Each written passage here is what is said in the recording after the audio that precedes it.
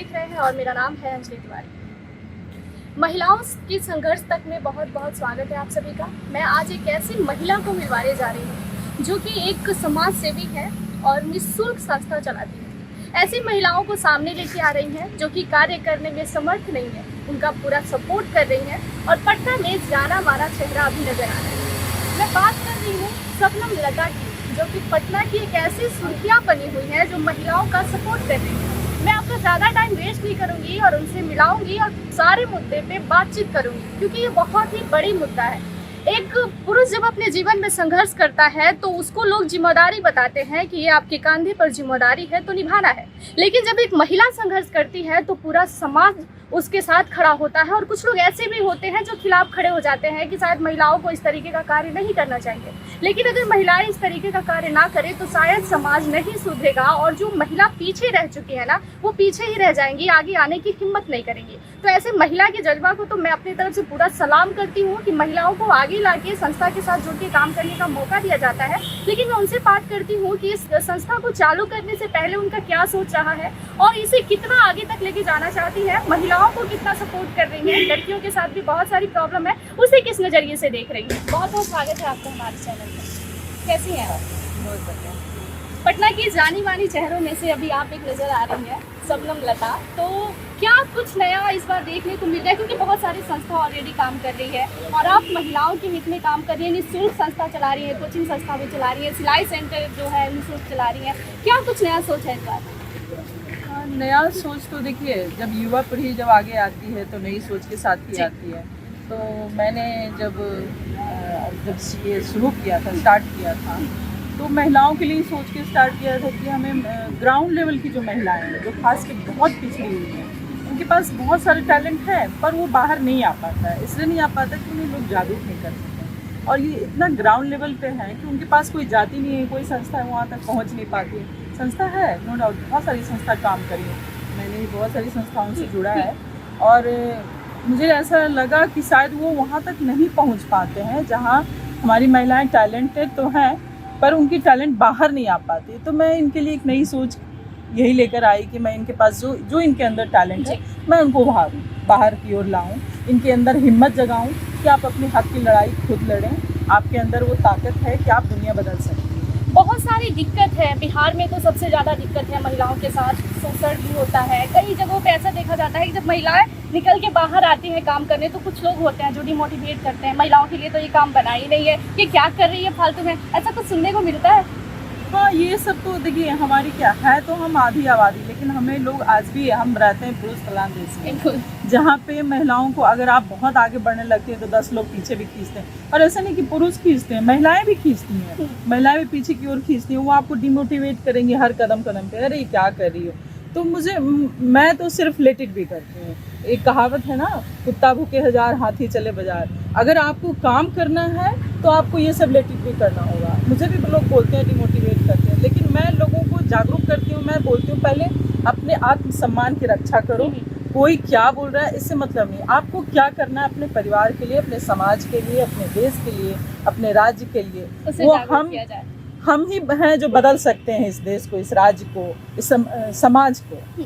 संस्था काम करती है तो लोग बोलते हैं कि बाहर से फंड लिया जाता है, जनता का पैसा लिया जाता है। ऐसा क्या होता है कि लोग भरोसा नहीं कर पाते हैं? कई ऐसी संस्था है, जब लोग जाते हैं जागरूक करने या बातचीत करने कि आप हमारी संस्था को ज्वाइन करिए, तो लोग नहीं करते हैं कि नहीं ये तो फालतू है, इसे नहीं करना चाहिए, ये हो जाएगा। बहुत सारे लोगों के दिमाग में ना निगेटिव चीज़ें भी भरी हुई है। तो हाँ, वो एक्चुअली क्या होता है ना कि जब लोग जुड़ते हैं, काम नहीं होता है, ग्राउंड लेवल पे काम नहीं होता है, पैसा तो ले लेते होंगे, पता नहीं मुझे, लेकिन लोगों के मन में ये जरूर है कि मेरा क्या है, हम क्यों देंगे भाई, हम संस्था को क्यों मदद करें, हम संस्था से क्यों जुड़े, हमारा क्या नाम है। लेकिन अगर ये सोच हमारा है ना कि आप एक हाथ से लेते तो 100 हाथ दान करना होता है, ये सोचना, अगर आप निस्वार्थ भाव से ये काम करेंगे तो ये सब नहीं उतना लगेगा कि आप बहुत ये कर रहे हैं, हमारा क्या होगा, अगर हम कर भी रहे हैं तो हमें क्या मिलेगा इससे। लेकिन ये अगर आपकी सोच है तो समाज नहीं बदल सकता है। अगर अपनी सोच को पहले बदलनी होगी आपको,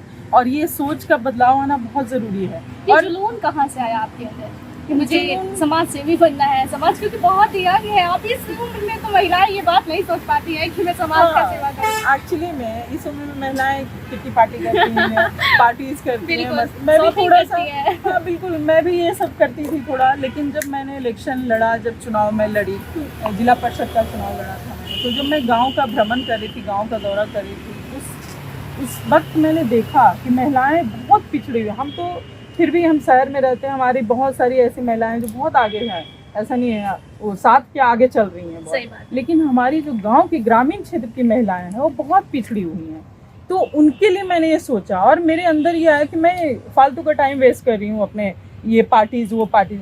मैंने सोचा नहीं, अब मुझे कुछ बदलाव लाना है, अपने ग्रामीण महिलाओं के लिए काम करना है, उनको जागरूक करना है, उनको आत्मनिर्भर बनाना है, ताकि वो अपने बच्चे को पढ़ाएं, अपने घर को संभालें, ताकि समाज का विकास हो, एक स्वस्थ समाज का निर्माण हो। बहुत ही अच्छी बात कहा आपने कि जब गांव में लोग जाते हैं तो बहुत ज़्यादा दिक्कत देखने को मिलती है। लेकिन सबसे बड़ी बात है कि आप बिहार की राजधानी पटना में रहती हैं और गांव का भी भ्रमण जो है आपने किया। आप बोल रही हैं कि काफ़ी सारी दिक्कतें गांव में महिलाओं के साथ बहुत दिक्कत है, और किसी मुद्दे पर खुल के किसी से बात ना करना, लड़कियों के साथ दिक्कत है। आप ऐसे भी देख रही हैं आजकल का जो ट्रेंड चल रहा है बॉयफ्रेंड गर्लफ्रेंड का, तो गाँव में ये सारी दिक्कतों को लेकर बहुत ज़्यादा हंगामा हो जाता है। इको पार्क में मौजूद है, ये भी कभी फेमस रहा है इस मैटर को लेकर। तो इन सारी चीज़ों पर क्या कहना चाहेंगे जो महिलाएं खुल के नहीं बोल पा रही हैं, और ना बोलने के कारण ये शायद बहुत ज़्यादा गलत हो रहा है महिलाओं के साथ? एक्चुअली मैं जब गांव में प्रोग्राम वगैरह करती हूँ, लड़कियों को मैं जागरूक करती हूँ कि 21 साल से पहले तुम्हें शादी नहीं करनी है। मैं कोई फोर्स नहीं कर सकता।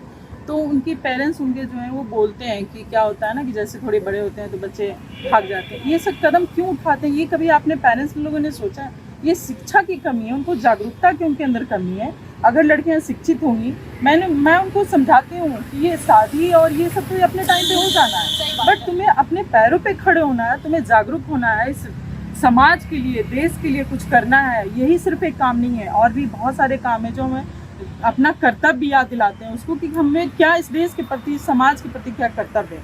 लड़कियों को ये बताना जरूरी है, और ये सबसे पहले अपनी माँ, अपने पिता से ही सीखते हैं बच्चे। तो माँ बाप को भी ये चीज़ जागरूक होना पड़ेगा कि हम लड़कियों को क्या सिखाना है। बच्चों से खुल के, लड़कियों से दोस्त बने, 5 साल तक खूब प्यार दें, 10 साल तक आप उसको खूब दुलार दें, उसके बाद आप दोस्त बन जाएं। एक अच्छे दोस्त अगर माता पिता बन गए तो बच्चे कभी गलत कदम नहीं उठाएंगे। सारी बातें आके आपसे शेयर करेंगे। हम इधर उधर की बातें ना करते हुए अब डायरेक्ट आपके कार्यों पे बात करेंगे कि संस्था किस तरीके से कार्य कर रही है और कौन कौन से कार्य होते हैं ये संस्था में। जैसे मुझे पता चला कि निःशुल्क सिलाई सेंटर है और बच्चों को कोचिंग भी कराया जाता है, और कौन कौन से कार्य हैं इसमें? अभी तो फिलहाल देखिए, मैंने वही बताया मैंने कि मैं महिलाओं, लड़कियों को खासकर जागरूक करती हूँ कि कल को तुम्हारी शादी होती है, तुम शहर में चली गई तो तुम अपने लिए अपना व्यवस्था कर सकते हो, अपना इकोनॉमिक आर्थिक व्यवस्था सुधार सकती हो, 10,000 15,000 की जॉब कर सकती हो, अपने बच्चे को पढ़ा सकते हो, खुद इंडिपेंडेंट हो सकते हो। इसके लिए मैंने सिलाई संस्था शुरू किया निःशुल्क, जहाँ पे मैं गांव की एक महिला को रखती हूँ जिनको मैं आर्थिक मदद भी करती हूँ, ताकि वो मोटिवेट होकर सिखाएं, वो भी सोचे कि नहीं मेरे लिए भी कुछ किया गया। वहाँ पे अभी मेरा 11 निःशुल्क कोचिंग सेंटर चल रहा है हर गाँव में, जहाँ पे कम से कम 3 महीने का एक कोर्स होता है सिलाई सेंटर का, वो उसमें कम से कम 30 महिलाएं हैं हर सेंटर पर। तो महिलाएं, लड़कियां सब हैं। और उसके बाद कोचिंग संस्थान शुरू किया मैंने। मैं जब गांव का दौरा कर रही थी तो मुझे सबसे ज़्यादा अगर लोगों का डिमांड था तो ये था, मैडम बच्चे हमारे अनपढ़ हो गए हैं, हमारे बच्चे नहीं पढ़ रहे हैं, क्योंकि सरकारी व्यवस्था, सरकारी स्कूल, शिक्षा व्यवस्था गाँव का सब चौपट है। तो बच्चों को पढ़ाने के लिए मैंने ये सोचा कि नहीं, अब देखिए शिक्षा क्या है ना, इस देश का मतलब एक भविष्य बनाता है, और टीचर क्या है, एक प्रगति आने वाली पीढ़ी के लिए। स्थिति बहुत ज्यादा दयनीय हो गई है। बिल्कुल, तमाम वीडियो आप भी देख रही होंगी जिस तरीके की स्थितियां बन रही है सरकारी स्कूलों में। एक्चुअली क्या, देखिए टीचर्स और स्कूल, शिक्षा व्यवस्था, ये हमारे आने वाले पीढ़ी का भविष्य तय करती है और ये देश को प्रगति की ओर ले जाती है।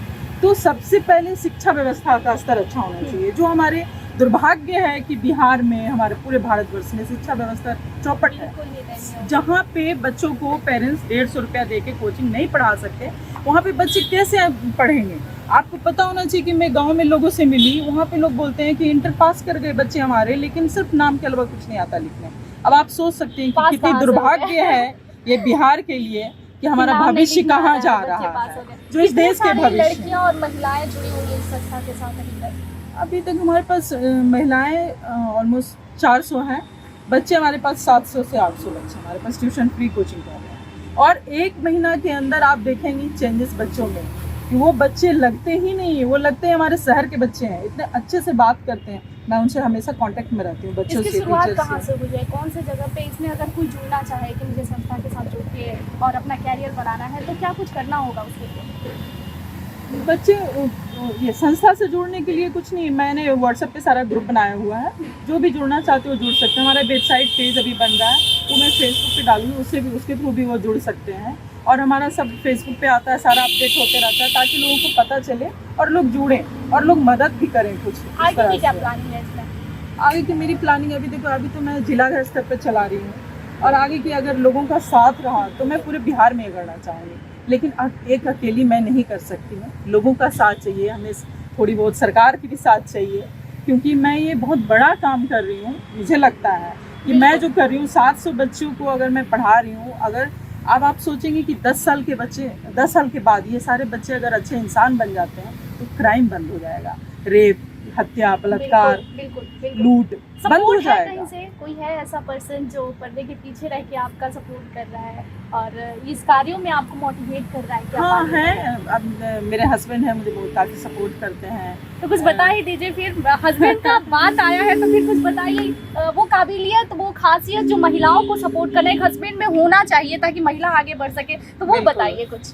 बिल्कुल, हस्बैंड सपोर्ट करते हैं। नहीं पर्सनल नहीं है, वो मुझे बहुत सपोर्ट करते हैं और बहुत सारे फ्रेंड्स भी हैं जो काफ़ी सपोर्ट कर रहे हैं कि नहीं तुम आगे करो। मेरी बहन है, मेरे फादर हैं, वो सब लोग सपोर्ट करते हैं कि तुम करो, अच्छा काम कर रही हो, हम लोग साथ हैं तुम्हारे। कभी भी डगमगाई तो वो लोग साथ खड़े हो जाते हैं। एक दोस्त अगर जीवन में सही जीवन साथी मिल जाए या दोस्त मिल जाए तो शायद जीवन बहुत ज़्यादा अच्छा हो जाता है। और लास्ट तक ना मूवमेंट वहीं जाके अटक जाता है कि पुरुष अगर जीवन में हो तो शायद महिलाएं आगे बढ़ जाती हैं। इसीलिए शायद भारत में पुरुष को प्रधान माना जाता है। नहीं, महिलाएं भी अगर सपोर्ट करती है तो पुरुष काफ़ी आगे बढ़ जाता है। मेरा मानना ये है कि महिलाएं साथ देती हैं तब शायद पुरुष बहुत आगे बढ़ जाते हैं। मतलब अगर भी बात रखनी है कि भाई मैं भी हूँ, कुछ बिल्कुल हूँ, मेरे कारण भी कुछ हो रही है, महिलाओं की सारी मेरे ही कारण हो रही है कि मैं ही अगर सपोर्ट ना करूं तो शायद हमारा घर का भी भविष्य बर्बाद हो जाए। आप महिला अगर छोड़ दे तो बच्चे कहाँ से भविष्य अच्छा? वही तो बात है कि महिला सब कुछ लेके चलती है फिर भी समाज में आगे आ रही है। समाज सेवी बनने की आपकी जो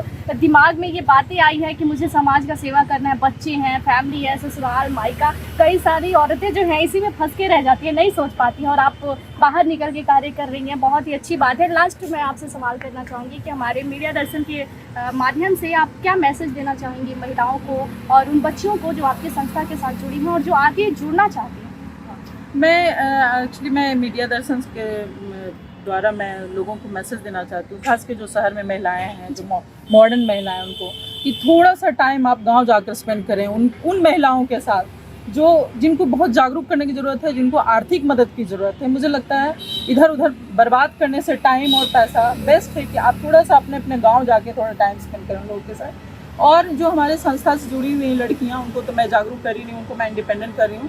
मन लगा के वो काम करें, मैं उनके साथ खड़ी रहूँगी और बच्चों को तो मैं पढ़ाऊँगी, मैं उनको कभी छोड़ूंगी नहीं, मैं उनके साथ हूँ क्योंकि वो भारत के भविष्य है और उसे सही करना बिल्कुल। और हम जैसे लोग अगर सब एक एक करके लोग सोचना अगर स्टार्ट कर दें तो शायद ये हमारी नैतिक जिम्मेदारी की सिर्फ एक सरकार नहीं हर चीज़ सोच सकती, हम एक आदमी को ये सोचना चाहिए। अगर लोग सोचने लग गए तो शायद फिर किसी की ज़रूरत ही नहीं पड़ेगी। हमारा देश ऑलरेडी बहुत डेवलप है और डेवलप हो जाएगा। बहुत बहुत धन्यवाद कि आपने अपना मुख्य समय हमारे चैनल को दिया।